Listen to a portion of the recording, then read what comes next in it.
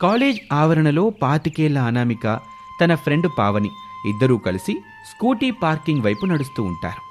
అనామిక, నిన్ను ఒక మాట అడగాలి. వద్దంటే మాత్రం నువ్వు ఊరుకుంటావా? లేదు కదా, అడుగు. నువ్వు రమేష్ని ప్రేమిస్తున్నావా? చిచి, వాడినా? ఆయన నేను వాడిని ప్రేమిస్తున్నట్టు నీకెందుకు అనిపించిందే? నాకే కాదు, మన కాలేజ్లో మన క్లాస్లో ప్రతి ఒక్కరికి అనిపిస్తుంది. మరి అంతలా నువ్వు రాము ఇటు కాలేజీలో అటు బయట గిల్లి కజ్జాలు పెట్టుకుంటుంటే ప్రేమ కాకపోతే మరేమిటి చెప్పు అని అనగానే అనామిక కొంచెం కోపంగా, ఏయ్, ముందుగా నువ్వు నోరు మీవే. ప్రేమ లేదు, ఈగ లేదు. అదేంటి, దోమ లేదని కదా చెప్పాలి. ఇక్కడ అనామిక ఈగానే చెప్తుంది అని మాట్లాడుకుంటూ ఇద్దరూ పార్క్ చేసిన స్కూటీ దగ్గరికి వస్తారు. అనామిక, పావని స్కూటీ మీద కూర్చుంటారు. అనామిక స్కూటీ కాలేజ్ దాటి రోడ్డెక్కుతుంది. కాలేజ్ ఆవరణలో ఉన్న క్యాంటీన్లో కూర్చొని రమేష్ తన ఫ్రెండ్ కృష్ణతో కలిసి కూల్ డ్రింక్ తాగుతూ ఉంటాడు. ఎర్రరామ్, నీ మనసులో మాట అనామికకి ఎప్పుడు చెప్తున్నావు?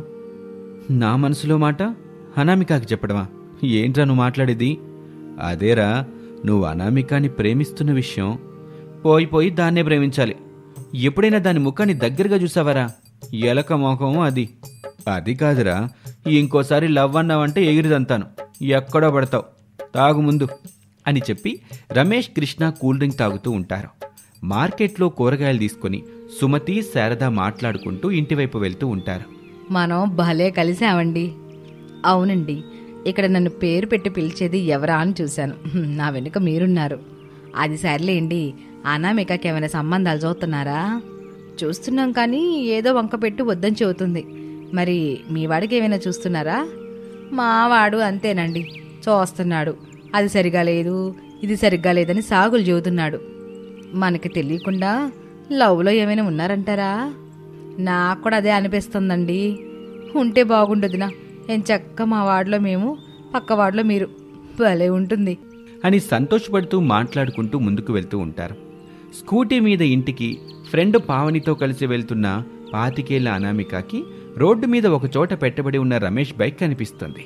అనామిక సడన్ బ్రేక్తో తన స్కూటీని ఆపేస్తుంది. ఏమైంది? ఎందుకు ఇక్కడ అంత సడన్గా ఆపేశావు? చెప్తాను, కానీ ముందుగా నువ్వు స్కూటీ దిగవే అని చెప్పగానే పావని ఏమీ మాట్లాడకుండా స్కూటీ దిగుతుంది. అనామిక కూడా స్కూటీ దిగి నెమ్మదిగా రమేష్ బైక్ దగ్గరికి వస్తుంది. చుట్టూ చూస్తుంది. రమేష్ ఎక్కడా కనిపించడు. నాతోనే పెట్టుకుంటావు కదూ, నీ సంగతి చెప్తా అని దిక్కులు చూస్తూ రమేష్ బైక్ గాలి తీసేస్తుంది. పావని భయపడుతూ దిక్కులు చూస్తూ ఉంటుంది. వామ్మో, నేనేం చూడలేదు, నాకేం తెలీదు అని చెప్పి అక్కడి నుంచి పరుగులు తీస్తుంది. అనామిక ఏమీ తెలియనట్టుగా తన స్కూటీ దగ్గరికి వస్తుంది. స్కూటీ మీద వెళ్తూ, ఇప్పుడు ఆ కిలాడి రామ్కి ఈ చలాకి అనామిక దెబ్బ ఎలా ఉంటుందో తెలుస్తుంది. 3 కిలోమీటర్లు బైక్ నెట్టుకుంటూ రావాలి అని నవ్వుకుంటూ ముందుకు వెళ్ళిపోతుంది. అప్పుడే 30 ఏళ్ల రమేష్ తన స్కూటీ దగ్గరికి వస్తాడు. బండి మీద కూర్చుంటాడు. విషయం అర్థమవుతుంది రమేష్కి. షట్, ఇప్పుడెలా అని అనుకొని బండి దిగి నెట్టుకుంటూ ముందుకు నడుస్తూ ఉంటాడు. ఒక చెట్టు దగ్గర అనామిక ఆగి ఆయాసపడుతూ బైక్ని నెట్టుకుంటూ వెళ్తున్న రమేష్ని చూస్తూ ఫోన్లో, ఏమే పావని, ఇంకోసారి గనక నాతో పెట్టుకుంటే ఇప్పుడు 3 కిలోమీటర్ల బైక్ని నెట్టుకునేలా చేశాను. అప్పుడు 3 చెరువుల నీళ్లు తాగిస్తాను. ఒళ్ళు దగ్గర పెట్టుకుని నాతో జాగ్రత్తగా ఉండు అని చెబుతూ ఉంటే ఇక అది తనకే అని రమేష్కి అర్థమవుతుంది. బైక్ నెట్టడం ఆపేసి అనామికాని కోపంగా చూస్తూ, జలకముఖందానా, ఇంతకింత నీ మీద రివెంజ్ తీర్చుకుంటాను, చూస్తూ ఉండవే. అరే, పిల్లికి మాట్లాడడం కూడా వచ్చా? వారేవ్వా, ఈ వింత బాగుంది అని నవ్వుకుంటూ అనామిక అక్కడి నుంచి వెళ్ళిపోతుంది. అలాగే రోజులు గడుస్తూ ఉంటాయి. వాళ్ళ అల్లరి చూసి, కోపాన్ని చూసి అనామిక తల్లిదండ్రులు సుమతి, మాధవయ్యలు, రమేష్ తల్లిదండ్రులు శారదా ప్రసాద్లు మాట్లాడుకొని వాళ్ళిద్దరికీ పెళ్లి చెయ్యాలనే నిర్ణయానికి వస్తారు. సుమతి అనామిక దగ్గరికి వస్తుంది. అనామిక, రమేష్ని నువ్వు కిలాడే అనుకుంటున్నావు.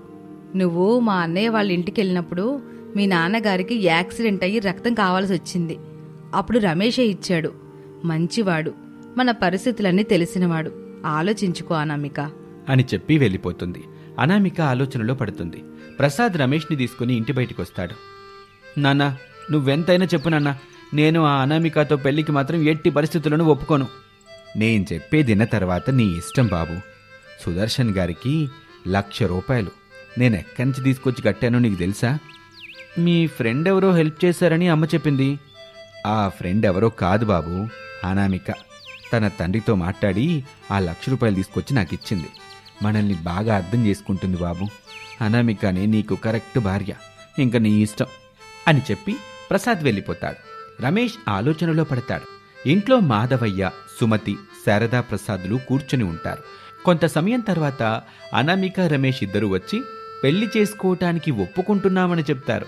దీంతో అందరూ సంతోషపడతారు. అయితే వదినా, ఇద్దరికి హల్దీ ఫంక్షన్ చేద్దాం. సరే వదినా అని ఇద్దరూ మాట్లాడుకొని ఒక రోజున 2 కుటుంబాల వారు హల్దీ ఫంక్షన్ ఏర్పాటు చేస్తారు. అందరూ పసుపు రంగులో బట్టలు వేసుకుంటారు. పెరట్లో స్టూలేసి రమేష్ని కూర్చోబెట్టి పసుపు నీళ్లు పోస్తారు. రమేష్ సిగ్గుపడుతూ ఉంటాడు. అక్కడే మరొక స్టూల్ వేసి అనామికాని కూడా కూర్చోబెడతారు. అమ్మలక్కలందరూ కలిసి అనామికాకి పసుపు రాస్తారు. అనామిక సిగ్గుపడుతూ హ్యాపీగా ఫీల్ అవుతుంది. ఆ తర్వాత అనామికాని ఇంట్లో కూర్చోబెట్టి అత్తగారు శారద ఒక చేతికి, తల్లి సుమతి మరొక చేతికి మెహందీ వేస్తూ ఉంటారు. కబుర్లు చెప్తూ ఉంటారు. ఆ కబుర్లకి అనామిక నవ్వుతూ మురిసిపోతూ ఉంటుంది. అత్తయ్య, మీరు నాకు ఒక అమ్మలా అన్నీ చేస్తున్నారు. నాకు ఇది చాలు. మాకు మాత్రం ఒక మనవడో మనవరాలు కావాలి కోడలా. మనవడితో మీ మామయ్య ఆడుకుంటాడు, మనవరాలతో నేను ఆడుకుంటాను అని చెప్పగానే అనామిక సిగ్గుపడుతూ ముఖం దించుకుంటుంది. ఇక ఒక మంచి రోజున అనామికకి రమేష్కి ఘనంగా పెళ్లి జరుగుతుంది. అనామిక అత్తారింట్లో అడుగు పెడుతుంది. 2 కుటుంబాల వాళ్ళు సంతోషంగా జీవిస్తూ ఉంటారు. ఇది ఇవాల్టి కథ. మరొక కథతో మళ్ళీ కలుద్దాం. నమస్తే. మట్టింట్లో జ్వరం ఉందని పేద కోడలు అనామిక మంచంలో పడుకుని ఉంటుంది. తన పక్కన కూర్చున్న భర్త రమేషు టాబ్లెట్ కోసం డబ్బా తెరిచి చూస్తాడు. అందులో ఎలాంటి టాబ్లెట్స్ ఉండవు. అనామిక, జ్వరం టాబ్లెట్స్ అయిపోయినట్టున్నాయి, వెళ్ళి తీసుకొస్తాను, నువ్వు కదలకుండా అలాగే పడుకో, ఇలా వెళ్ళి అలా వచ్చేస్తాను, జాగ్రత్త అని చెబుతూ ఉండగానే రమేష్ తండ్రి ప్రసాదు వాళ్ళ దగ్గరికి వస్తాడు. బాబు రమేషు, ఇప్పుడు కోడలికి ఎలా ఉంది? తల బాగా వేడిగా ఉంటే తడిబట్ట వేశానన్నా. టాబ్లెట్ వేద్దామని చూస్తే డబ్బాలో జ్వరం టాబ్లెట్ లేదు. నేనెళ్ళి తీసుకొస్తాను, మీరు అనామిక దగ్గర కూర్చోండి. అలాగే బాబు, వెళ్ళి తీసుకురా, నేను కోడల దగ్గర ఉంటానులే అని చెప్పగానే రమేష్ అక్కడి నుంచి వెళ్ళిపోతాడు. ప్రసాద్ కూర్చుని పడుకున్న అనామికాని చూస్తూ ఉంటాడు. తినేది తక్కువ, చేసే పనేమో ఎక్కువ. తాగే నీళ్ల కోసం, వంట చేయడానికి కావాల్సిన కట్టెల కోసం రోజు 5-6 కిలోమీటర్లు నడిచి తీసుకొస్తుంటే కాళ్ళు చేతులు లాగుతాయి. ఇలాగే జ్వరం కూడా వచ్చుద్ది అని అనుకుంటూ ఉండగా అక్కడికి అత్తగారు శారద వస్తుంది. వెటకారంగా ఇలా అంటుంది. ఈ ఇంటి పేద మహారాణి గారికి ఇంకా తెల్లారినట్టు లేదన్నమాట. ఎందుకు శారదా అంత వెటకారంగా మాట్లాడతావు? కోడల్ని చూడు పాపం. అయ్యో రామా, నేనేం మాట్లాడినా మీకు వేటకారమే కనబడుతుంది. సరేలే, నీతో వాదనెందుకు గాని, నేను పని కోసం అడ్డా మీదకి వెళ్తాను, నువ్వు కోడల దగ్గరుండు. కోడల దగ్గరుండి కాళ్ళు చేతులు పట్టాలా? తప్పులేదు శారదా, మన కోసం తాగే నీళ్ల కోసం, వంట చేసుకునే కట్టెల కోసం 5-6 కిలోమీటర్లు నడుస్తుంది రోజు. ఇలాంటి సమయంలో కోడలికి ఆ మాత్రం సేవలు చేసినా తప్పులేదు. ఓహో, ఇప్పుడు మీ కోడలు మహారాణి, నేను దాని సేవకురాల్ని, అంతేనా అని అంటూ ఉంటే ప్రసాద్కి కోపం వస్తుంది. జ్వరం వచ్చిన కోడల్ని చంపుకుంటావో కాపాడుకుంటావో ఇంక నీ ఇష్టం అని కోపంగా అక్కడి నుంచి లేచి వెళ్ళిపోతాడు. శారద అయిష్టంగా ముఖం పెట్టి జ్వరంతో పడుకున్న కోడల్ని చూస్తూ, యామే కోడలా, జ్వరం అని చెప్పి పడుకున్న జాలు గాని లేచి వెళ్ళి నీళ్లు కట్టెలు తీసుకురాపో, లేవే అంటూ అనామిక చేతిని పట్టుకుని గట్టిగా లాగుతుంది. అంతే, అనామిక లేచి మంచం మీద కూర్చుంటుంది. నీరసంగా, ఏమైందత్తయ్య? వెళ్ళి తాగడానికి నీళ్లు, వంట కోసం కట్టెలు తీసుకురాపో. నా వల్ల కాదత్తయ్య, అర్థం చేసుకోండి, జ్వరంగా ఉంది. దొంగ జ్వరమే కదా, ఏం కాదులే, ఎల్లు. నా చేతిని పట్టుకున్నారు కదా, నా ఒళ్ళు ఎలా ఉంది? ఏమిటే నా మాటకి ఎదురు చెబుతున్నావా? లేచెల్లు, లేదంటే దవడ పగులుతుంది అని చెప్పి అక్కడి నుంచి శారద వెళ్ళిపోతుంది. ఇక అనామిక చేసేదేమీ లేక నీరసంగానే పైకి లేచి అతి కష్టం మీద బయటకొచ్చి అరుగు మీద ఉన్న కుండని నెత్తిన పెట్టుకుని గొడ్డల్ని చేతిలో పట్టుకుని బాధగా కన్నీళ్లు పెట్టుకుంటూ ఇంటి నుంచి నడుచుకుంటూ అలా ముందుకు వెళ్తూ ఉంటుంది. ఊరి చుట్టూ ఉన్న ఎడారి ప్రాంతంలో నీళ్ల కోసం, కట్టెల కోసం ఆశగా చూస్తూ ముందుకు నడుచుకుంటూ వెళ్తూ బాధపడుతూ ఉంటుంది. అమ్మా భూతల్లి, తాగడానికి కావలసిన నీళ్ల కోసం, వంట చేసుకోవడానికి కావలసిన కట్టెల కోసం 5-6 కిలోమీటర్ల దూరం నడిచినా ఎక్కడ నీళ్లు కనిపించట్లేదు.